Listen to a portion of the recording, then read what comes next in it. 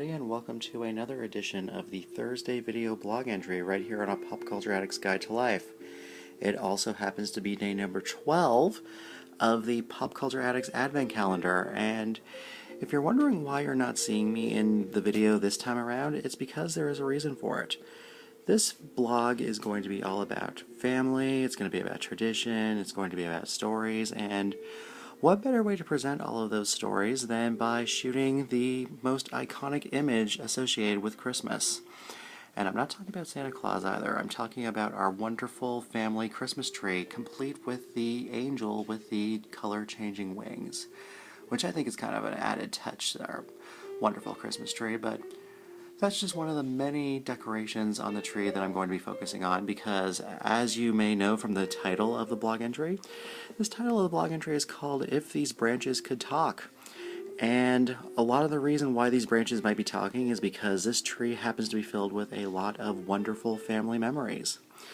Now, I get what you're saying. You're saying that a lot of these ornaments on the tree look like they're brand new, and in a lot of cases they probably are, because over the years when my sisters and I were quite young, we used to decorate the tree. We used to help decorate the tree with our parents, and I don't know about their track record, but I reckon that I probably broke about 6 or 7 dozen ornaments when I was a little kid. So as a result, a lot of our older ornaments did not survive, and we had to gradually replace them with brand new ones. But as you can see, there are some ornaments that did survive our childhoods, and those are the ornaments that I'm going to be talking about.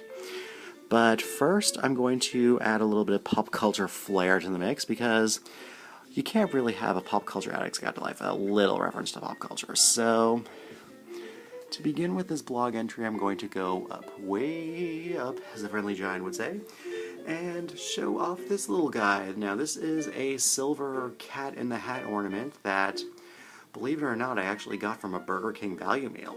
I know, it seems kind of strange, but there was a promotion years ago, back when the Cat in the Hat movie first came out, that if you bought a Whopper combo, you could purchase a Cat in the Hat ornament for, I think, an additional cost. I think it was something like $2.99. But you know something, as much as I really don't care for fast food these days, I have to admit that I had to get this ornament no matter what. So I made the sacrifice, I got a Whopper and an ornament to go with it. Now, going along a little bit towards the middle of the tree, I'm going to show you another ornament that I got from a friend of mine who lives in Florida. Her name is Kat. And now, unless you happen to be on the cartoon series The Jetsons, you may find the idea of Santa Claus riding a spaceship a little bit non-Christmassy, but this is an ornament that my friend picked up for me at the Kennedy Space Center in Florida. And along with this ornament, she gave me some space ice cream, which is kind of like freeze-dried Neapolitan ice cream, which I know it sounds kind of weird, but it actually tasted not too bad. And I'll forever have this spaceship on my tree as a reminder of her gift of friendship. So that's kind of cool. I have an ornament from the States. What other pop culture references do I have? Oh yes, this ornament right here, the A&W root bear that my sister actually got. I mean, there's really not much to say about the A&W root bear. It used to be the mascot for A&W root beer for many, many years until that balding guy came up and took over his spot. But, you know, I think he's kind of cute. I mean, he's fuzzy, he's on skis. What more is there to say? And plus, their root beer is very, very good. And I also have a Looney Tunes connection to this tree.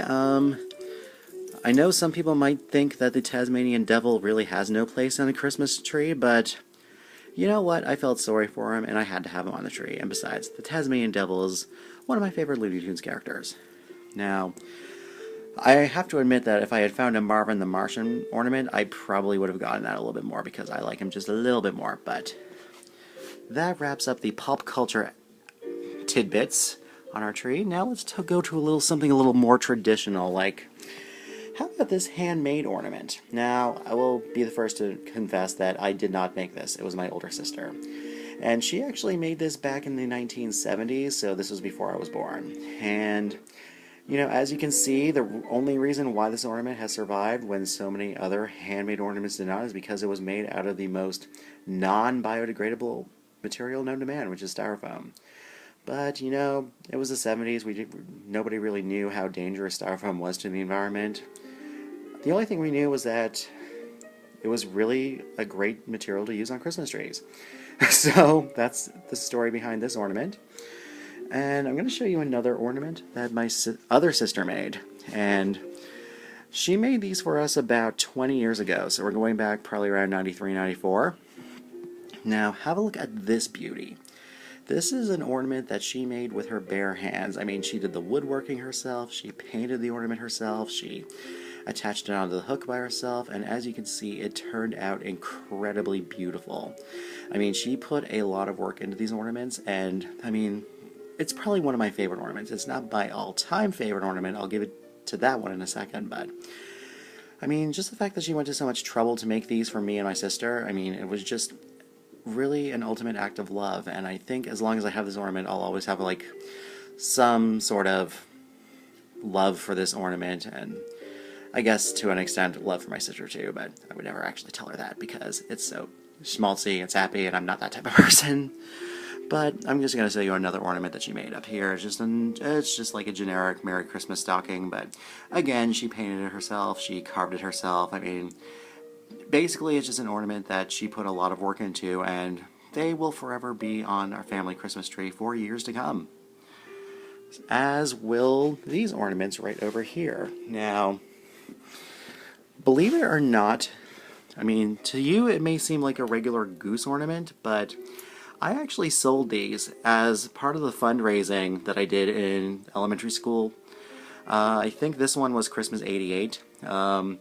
And the weird thing is that my tree, or I guess our family tree, has 3 of these exact same ornaments because my mom bought one and both of my sisters bought one. And these ornaments are celebrating their 25th anniversary on our tree, so that's pretty exciting.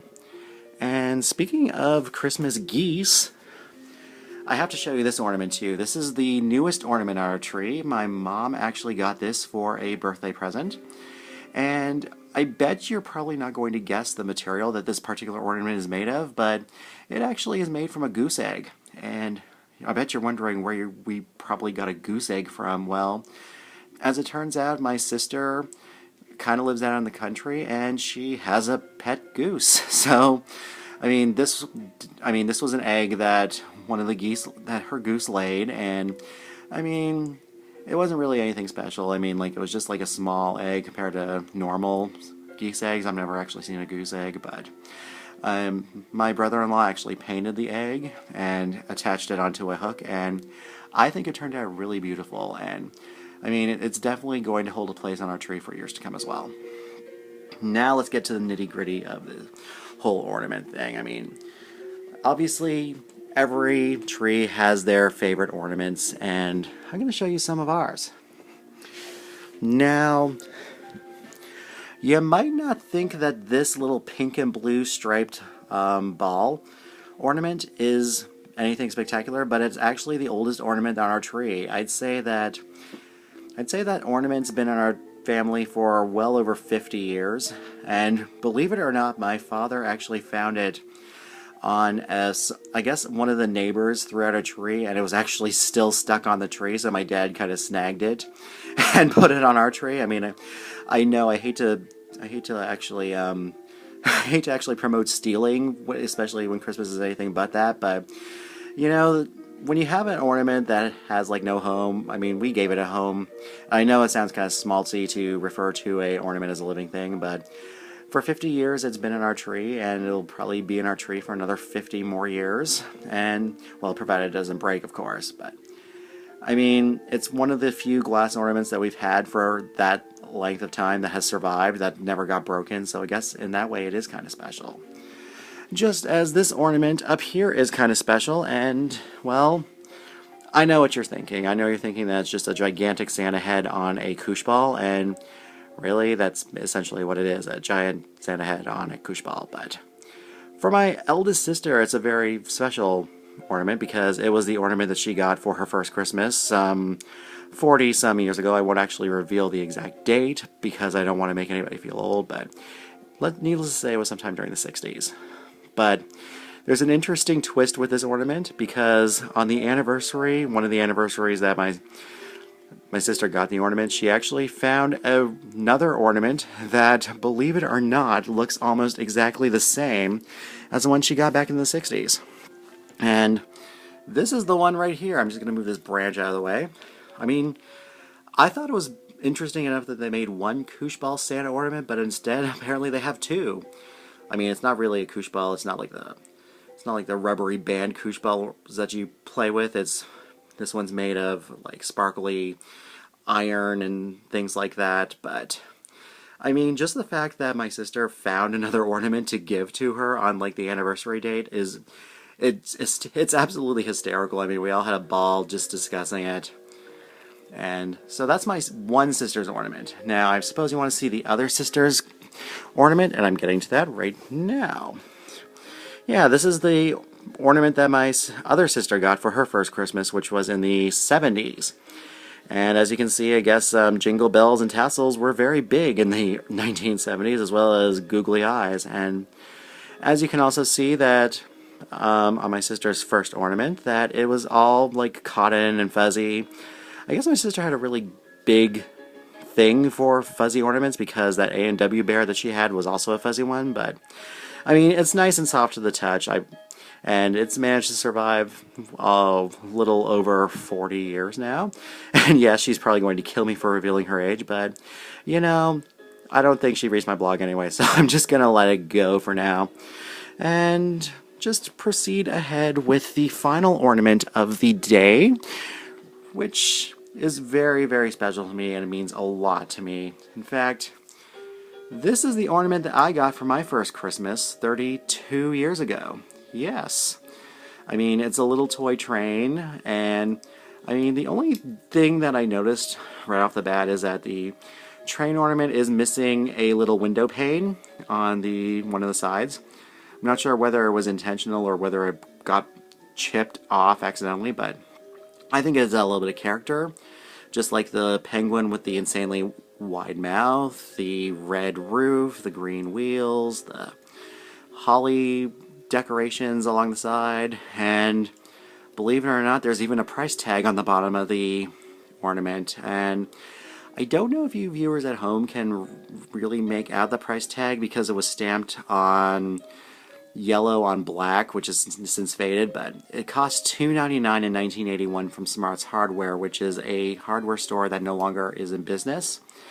But just think about that for a second. It cost $2.99 in 1981. Could you imagine how much that would cost in 2013 dollars? I mean, I don't even want to think about how much it costs, but the fact that my parents really took the time and effort to choose such a beautiful ornament for my very first one, I mean, it just brings so much joy to me. And I mean, I don't usually get very sentimental, but I will always treasure this ornament as long as I live, because it was picked out with love, and it's just one of the many memories that my family Christmas tree has. And I think that's what makes it so special, is because it just has so many stories to tell. And I've only told like a few of these stories, but every single ornament on this tree has a story to tell, and I think that's true for everybody's Christmas tree. I mean, every ornament is special, every ornament has its place, and I think that's why I love decorating Christmas trees. I think that's why I love Christmas trees in general, because it is a perfect archive of Christmases of the past, Christmases of the present, Christmases of the future. And really, what better way to celebrate Christmas and to wish everybody a Merry Christmas than by showing off the beauty and wonder of a family Christmas tree. So that wraps up our look at the video blog entry for this Thursday. But please stay tuned for the Pop Culture Addict's Guide to Life for tomorrow, because on Friday the 13th, I know it seems kind of strange to admit that Friday the 13th is in December this year, but tomorrow on the 13th, I'm going to have a discussion on a television special, probably an episode from a former sitcom. So just keep it right here, and I'll just leave you with a final shot of our beautiful angel. Take care, and I will see you soon.